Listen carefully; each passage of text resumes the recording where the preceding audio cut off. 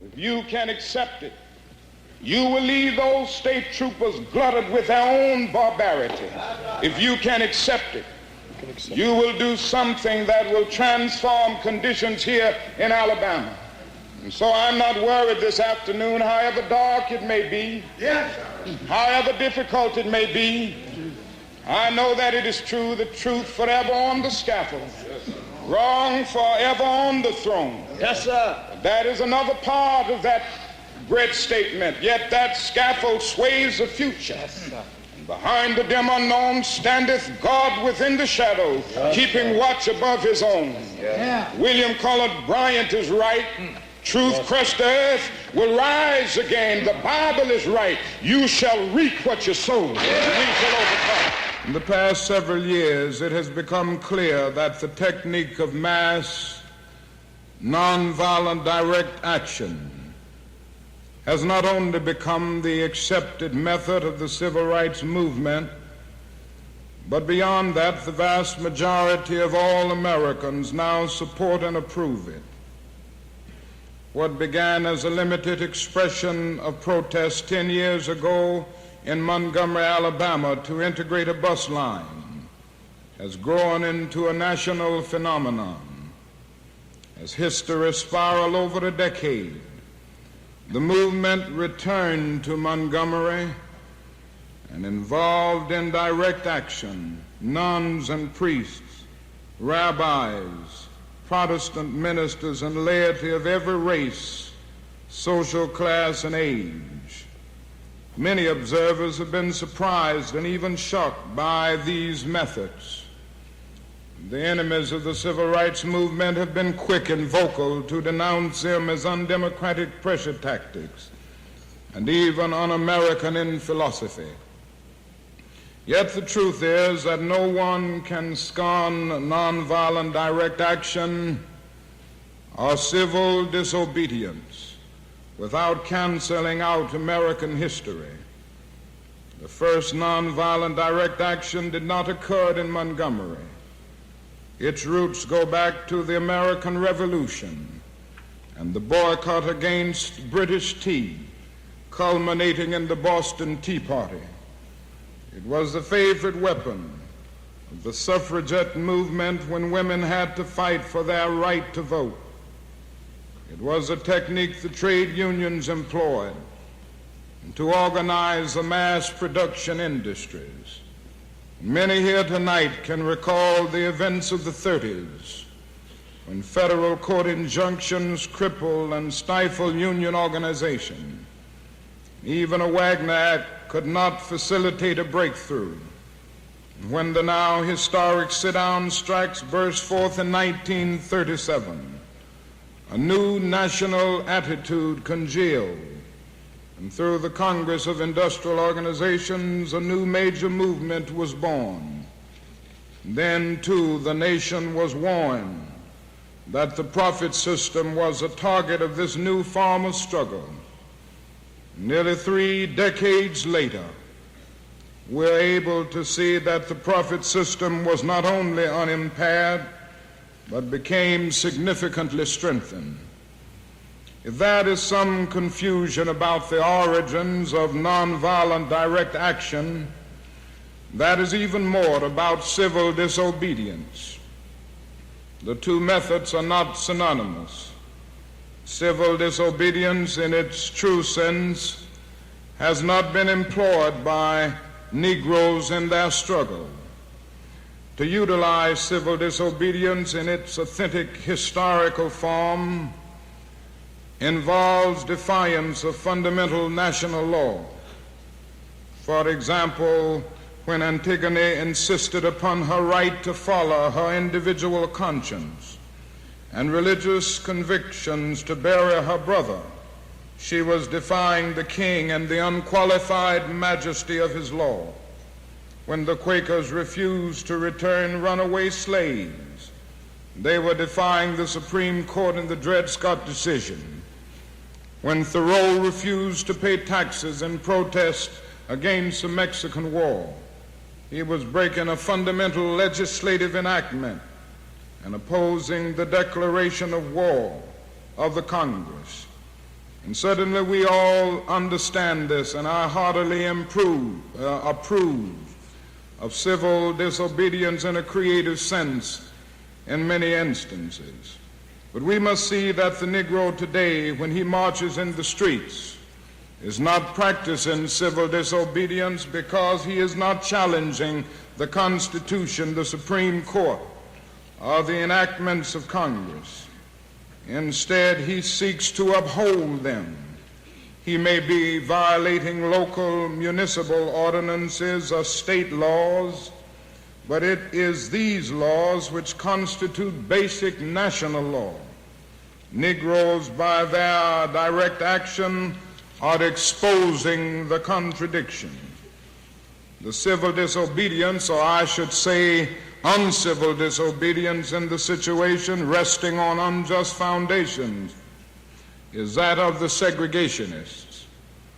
Negroes have not willfully and frivolously violated the law. Many good-hearted people believe they do exactly that and forgive them on grounds that they endured appalling grievances. Yet these people forgive them for misdeeds they are not committing. The truly unsocial lawbreaker disregards law because he as an individual is seeking a personal advantage. Negroes have never forgotten, even under the crushing burdens of injustice, that they are connected with the larger society, and that the roads they may obstruct and the public buildings they picket are used in common by all citizens. For that reason, before a protest can be approved by responsible leadership, they must answer the following questions. One, do we have a just grievance, or is our purpose merely to create confusion for its own sake as a form of revenge? Two, have we first used every form of normal means to eliminate the problem by negotiation, petition, and appropriate appeals to authority? Three, having found these channels useless or forcibly closed to us, when we embark upon any type of lawbreaking, are we prepared to accept the consequences society will inflict and to maintain, even under punishment, a sense of brotherhood? Four, do we have a clear program to relieve injustice which does not inflict injustice upon others? And is that program reasonable and grounded in the ethics and best traditions of our society? In establishing these prerequisite conditions before employing direct action, the civil rights movement meets its responsibility to society and fulfills its obligations to democratic principle. Even after the movement embarks upon a program of nonviolent direct action or civil disobedience, its purposes are not narrowly confined to attain benefits exclusively for the Negro. It is an axiom of nonviolent action and democracy that when any group struggles properly and justly to achieve its own rights, it enlarges the rights of all.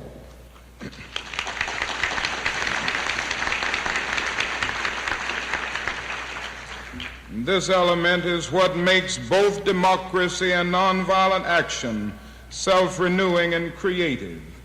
What advantages have all Americans derived from the growth of nonviolent direct action and civil rights?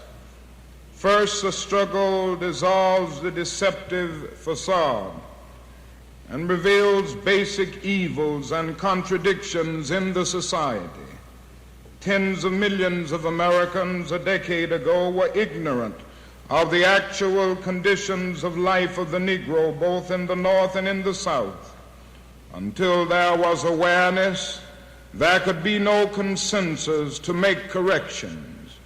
The long list of federal legislative enactments and Supreme Court decisions illustrate how extensive were the wrongs that blighted our society. Second, programs for remedying evils are not confined in their effects to Negroes. When Negroes took to the streets to demand job opportunities for themselves, they helped to stimulate a broad war on poverty concept which ultimately will benefit more whites than Negroes.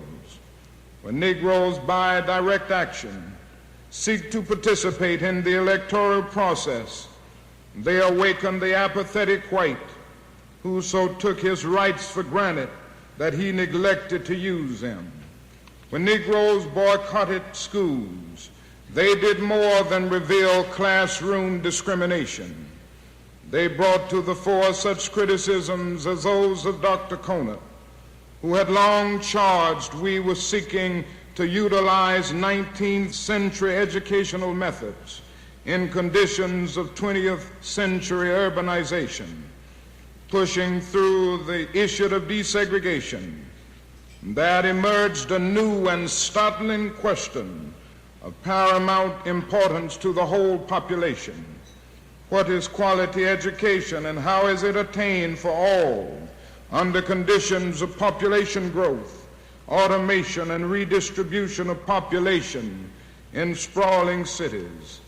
And sociologists will find much to ponder in the striking fact that after the futile efforts to achieve brotherhood and ecumenicity by discussion and conferences in the streets of Selma and Montgomery and at the Lincoln Memorial, there was the greatest and warmest expression of religious unity of Catholic, Protestant, and Jew in the nation's history.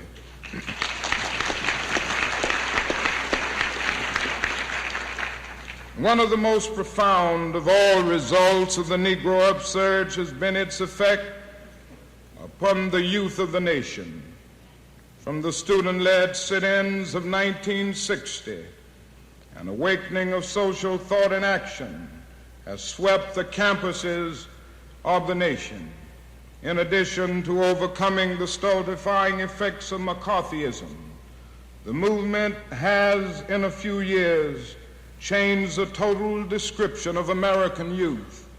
From the silent generation, they have become the morally and socially concerned generation. From the single issue of civil rights, interest has broadened to questions of peace and poverty. From exclusively student involvement, the issues now have become the concern of faculty and scholars of every description.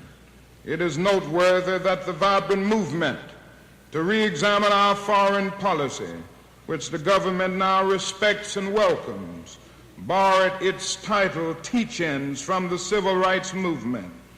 The student awakening and the student mass action rest upon no specific political tendency, but impresses the whole democratic political spectrum.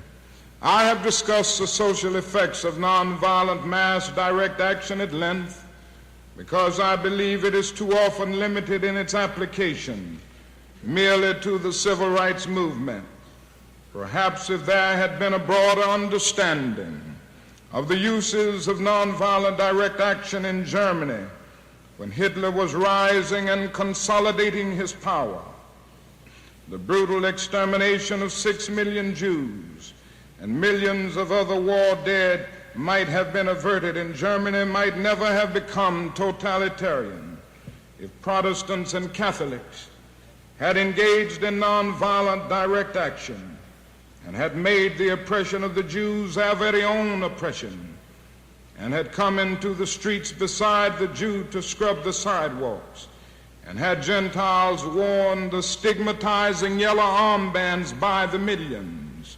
A unique form of mass resistance to the Nazi regime might have developed. I'm fully aware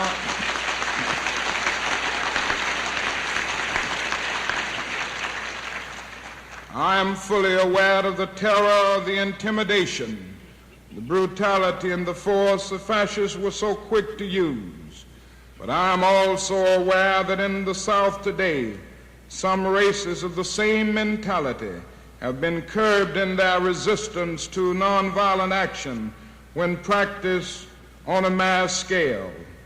Today, people all over the world should be engaging in mass action to protest anti-Semitism in the Soviet Union.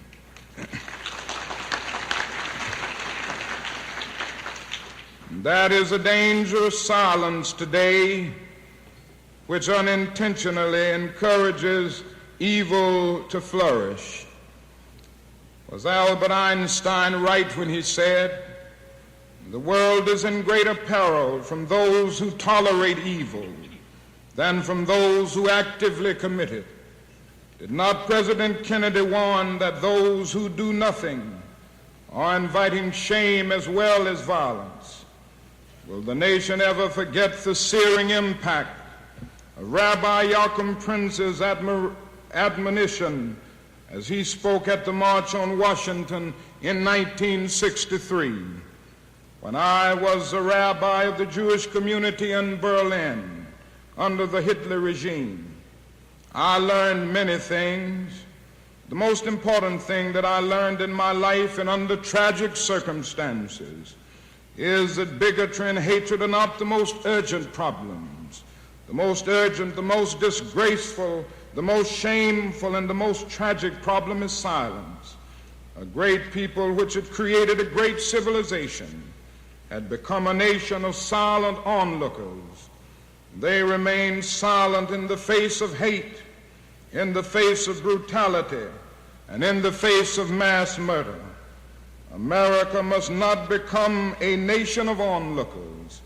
America must not remain silent. Not merely black America, but all of America. It must speak up and act from the president down to the humblest of us, and not for the sake of the Negro, but for the sake of the image, the idea, and the aspiration of America itself.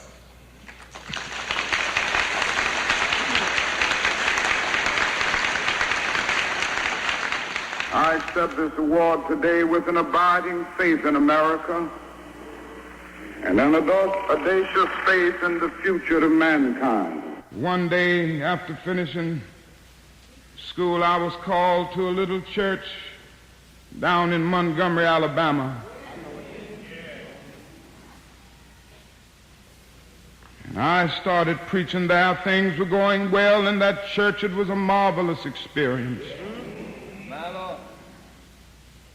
But one day, a year later, a lady by the name of Rosa Parks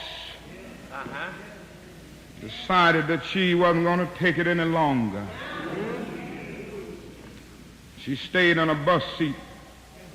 And you may not remember it because it's way back now, several years, but it was the beginning of a movement where 50,000 black men and women refused absolutely to ride the city buses, and we walked together for 381 days. Yes, sir. That's what we got to learn in the North. The Negroes have to learn to stick together. We stuck together.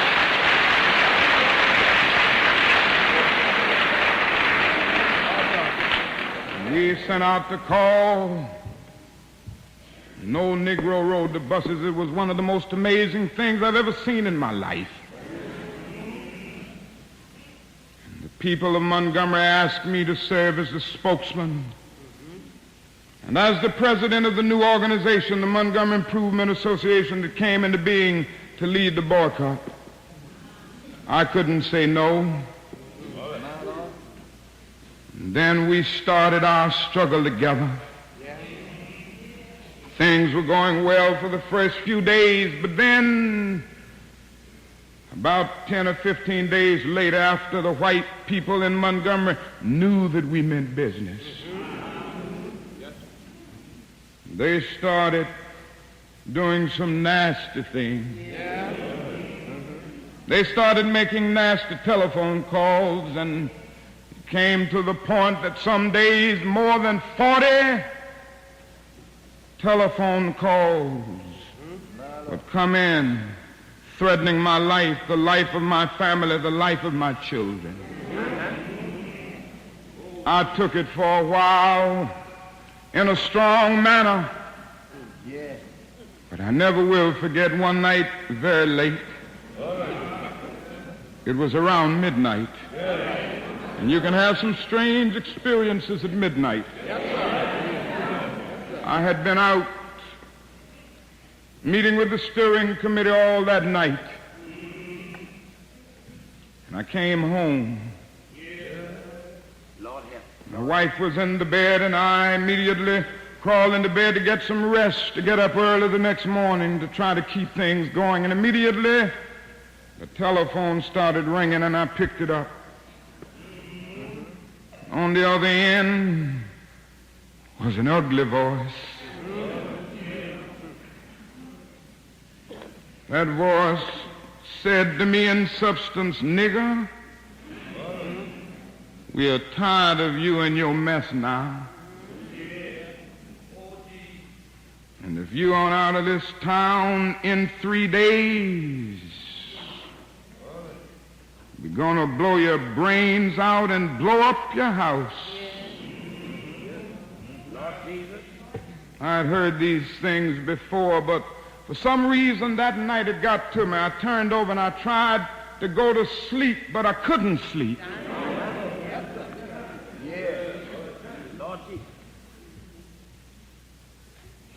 was frustrated, bewildered. And then I got up and went back to the kitchen, and I started warming some coffee, thinking that coffee would give me a little relief.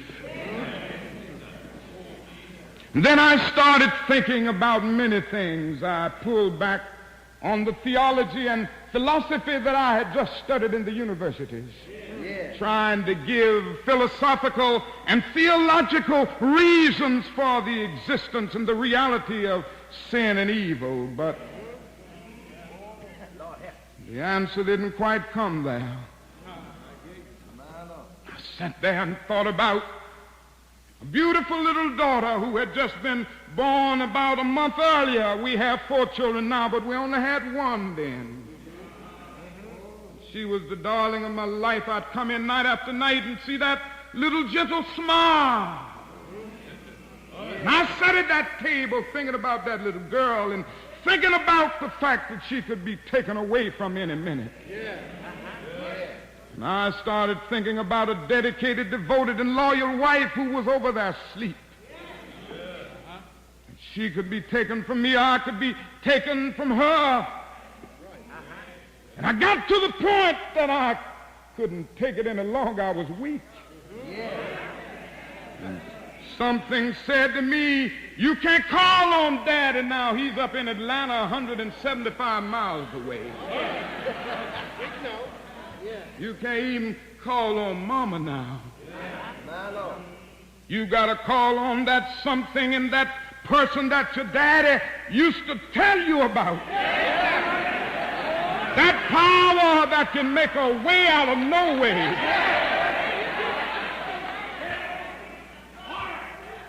I discovered then that religion had to become real to me, and I had to know God for myself.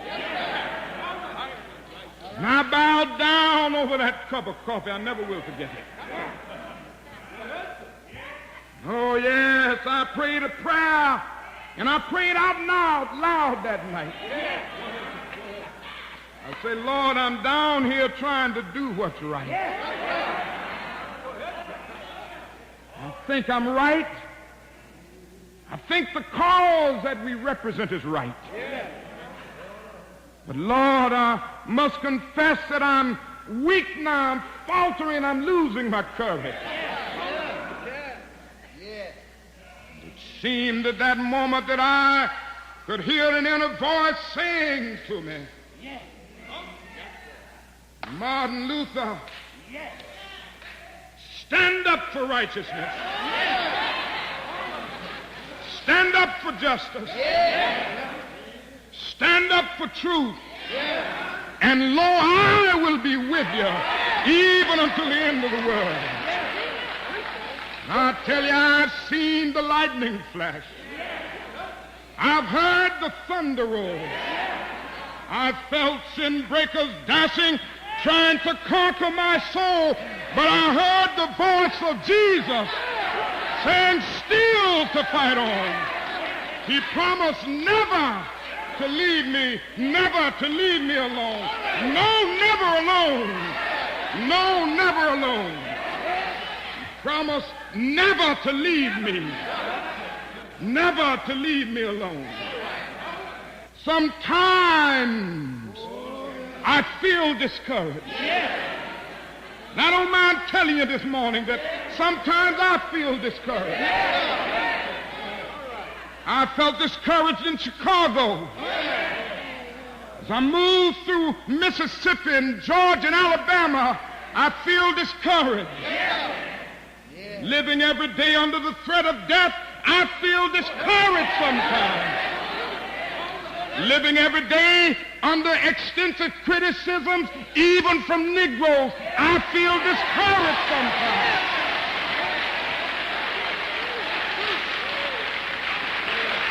Yes, sometimes I feel discouraged and feel my works in vain.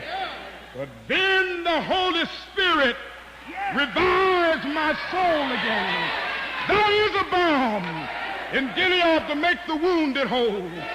There is a balm in Gilead to heal the sin-sick soul. God bless you.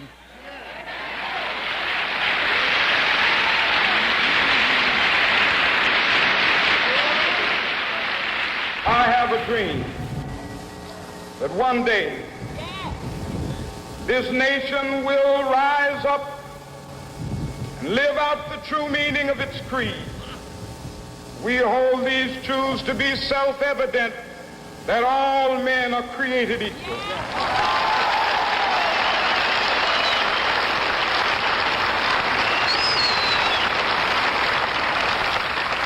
I have a dream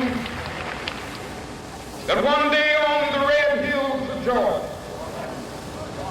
sons of former slaves and the sons of former slave owners will be able to sit down together at the table of brotherhood. I have a dream that one day, even the state of Mississippi, a state sweltering with the heat of injustice, sweltering with the heat of oppression, will be transformed into an oasis of freedom and justice. I have a dream. My 4 little children will one day live in a nation where they will not be judged by the color of their skin, but by the content of their character. I have a dream today.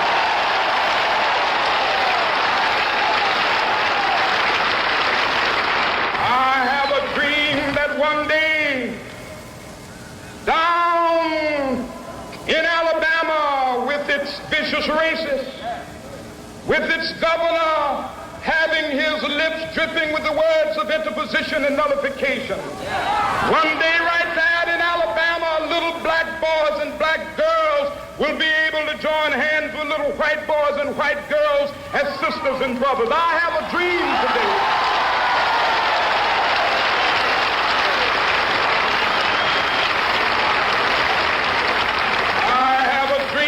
One day every valley shall be exalted, and every hill and mountain shall be made low. The rough places will be made plain, and the crooked places will be made straight, and the glory of the Lord shall be revealed, and all flesh shall see it together.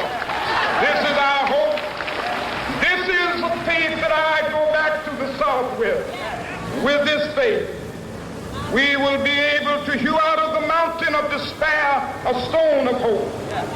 With this faith, we will be able to transform the jangling discords of our nation into a beautiful symphony of brotherhood. With this faith, we will be able to work together, to pray together, to struggle together, to go to jail together, to stand up for freedom together, knowing that we will be free one day.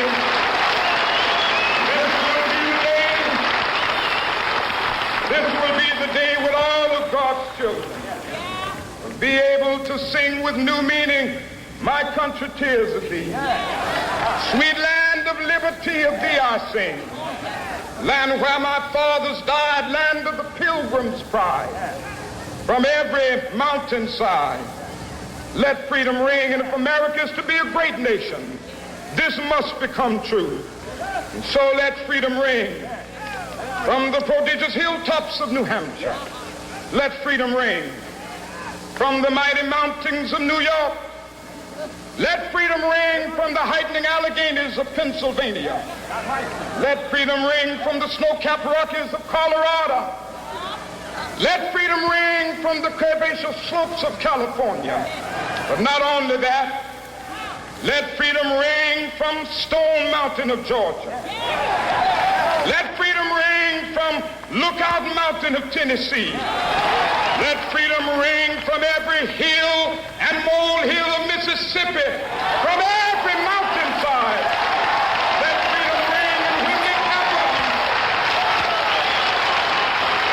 when we allow freedom ring, when we let it ring from every village and every hamlet, from every state and every city, we will be able to speed up that day when all of God's children, black men and white men, Jews and Gentiles, Protestants and Catholics, will be able to join hands and sing in the words of the old Negro spiritual, free at last, thank God.